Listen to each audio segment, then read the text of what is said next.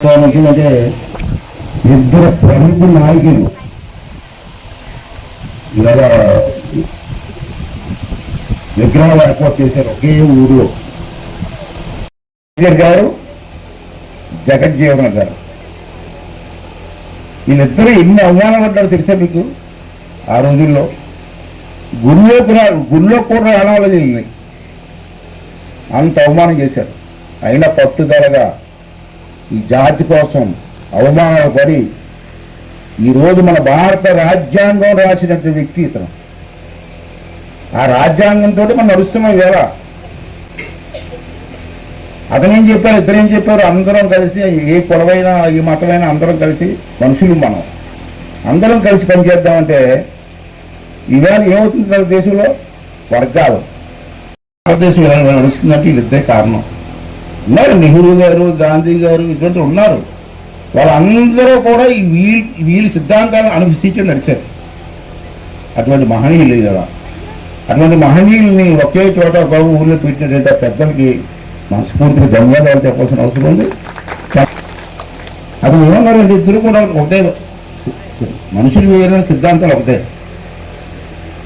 సమానత్వం, సామాజిక న్యాయం, విద్య, సాధికారక సమాజంలో చివరి వ్యక్తి అభివృద్ధి చెందితేనే అందరికీ సమానత్వం ఉండాలా. చివరి వ్యక్తి వరకు కూడా ఎడ్యుకేషన్ ఉండాలా, హెల్త్ ఉండాలా, అందరూ కలిసిమెలిసి ఉండాలని చెప్తే కొంతవరకు ఆశయాలు మనం పాటించవలసిన అవసరం ఉంది.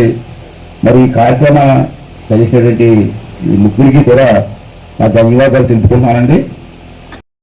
ప్రభుత్వం ఒక్కటే పనిచేస్తే చాలా సరిపోదండి. కదా నేను చెప్తున్నాను కదా, నేను స్పీకర్గా ఉన్నాను కాబట్టి 2 సంవత్సరాలు అయింది నేను స్పీకర్ అయ్యి. ఆ పైన కూర్చుని అందరు ఎమ్మెల్యేలు మాట్లాడి వింటానుకుంటాను. ప్రభుత్వం చేసి చేస్తూ ఉంటుంది. అవి గ్రామాల్లో ఇంప్లిమెంట్ చేయవలసిన బాధ్యత ఉంటుందండి గ్రామ పెద్దలది. 2 సంవత్సరాల్లో నర్సీపట్నం నియోజకవర్గానికి ఎంత డబ్బు తెచ్చాను మీరు ఎవరికైనా తెలుసా? 532 కోట్లు తెచ్చాను. 5 కోట్లు 10 కోట్లు కాదు, 532 కోట్లు అభివృద్ధి పనులకి. అంటే రోడ్లు కానీ కాలువలు కానీ ఇటువంటి వాటికి 532 కోట్లు. అది కాకుండా సంక్షేమానికి 568 కోట్లు ఈ 2 సంవత్సరాల్లో. ఈ 2 కలిపితే మొత్తం ఎన్ని పనులు ఇచ్చారు మీకు తెలుసా? 1896 పనులకి డబ్బు ఇచ్చాను. నాతవారం మండలం ఒక మండలానికి ఇవి అభివృద్ధి కార్యక్రమాలకి సంక్షేమం ఉంటారు. అభివృద్ధి కార్యక్రమాలకి రోడ్లు కానీ, సిమెంట్ రోడ్లు కానీ, తార్ రోడ్లు కానీ ఇవన్నిటికీ 500 వర్కులు ఇచ్చాను 2 సంవత్సరాలు. దానికి 70 కోట్ల, ఒక మండలానికి 70,44,00,000 ఇచ్చాను. ఇది ఎప్పుడైనా స్వాతంత్రం వచ్చింది అంటే ఇంత డబ్బు వచ్చిందో మీరు ఆగమనానికి.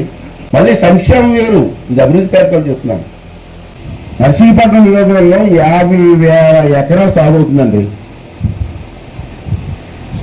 50,000 ఎకరాలు వరి. అప్పుడు నేనేం చేయాలంటే లెక్కేసుకొని వరి పంటకి ఎంత పిండి కావాలా అని లెక్కేసాం. ఎరువులు ఇతను మరి వ్యవసాయం బాగా చేస్తారు కదా, అంత పిలిచి అడిగాను ఎంత అవుతుంది నాశకారి ఎకరానికని. ఎకరానికి ఎంత అవుద్ది అంటే 50,000 ఎకరాలకి ఎంత అవుద్ది. దానికి డబల్ తప్పించారు, మీరు చేయించాలా. మీకు ఎంత బాగుంటే అంతే విత్తనాలు వస్తాయి, ఎక్స్ట్రా ఇవ్వడానికి వీలు అని చెప్పేశారు.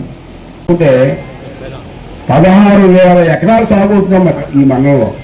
ఎందుకు కట్టండి? వరి వరి వరి ప్రభుత్వం ద్వారా రాయితీ పైన 5,000 ఎకరాలు సరిపడే 1,500 క్వింటాల వరి విత్తనాలు అందుబాటులో ఉంచడం జరిగింది.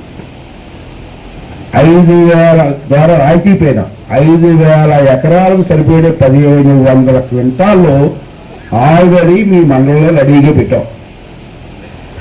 ఇది తీసుకోండి, వెళ్ళి మధ్యవర్తులు వద్దు, తీసుకుని వెళ్ళి గవర్నమెంట్ సబ్సిడీ ఇస్తుంది. అలా కాకుండా దీని ద్వారా 15 లక్షల రాయితీ అందిస్తున్నాం. మీకు ఇచ్చి ఎరువుల మీద ప్రభుత్వం 15 లక్షల రాయితీ ఇస్తుంది, తక్కువ కాదు. రైతులు పెట్టుబడి సాయం నిమిత్తం అన్నదాత సుఖీ భారతంలో 11,000 మంది రైతులకి 20 కోట్ల రూపాయలు దేశం. ఇవన్నీ వస్తున్నాయి, కానీ బ్లాక్ మెటీరియల్ కాదు. అభివృద్ధి కలిపి 1000 కోట్లు పైన ఇచ్చారు. 1100 కోట్లు ఇచ్చారు 2 సంవత్సరాల్లో. రాబోయే 2 సంవత్సరాల్లో మినిమం 1000 కోట్లు తీసుకొస్తాం.